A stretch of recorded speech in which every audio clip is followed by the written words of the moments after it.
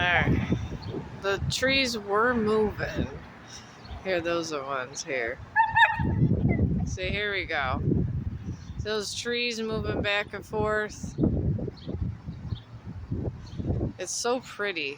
It's like you just are waiting for some kind of zombies or something horrible to happen, or people to come through with machine guns through the storm. The intensity is nice. And back there is even the prettiest.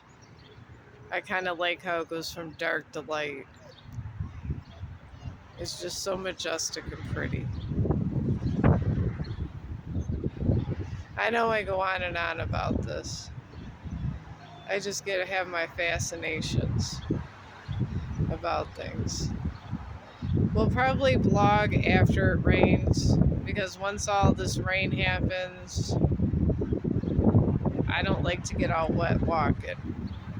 So I'll blog a little bit while around here and maybe in a little bit. I hope everybody's having a good night.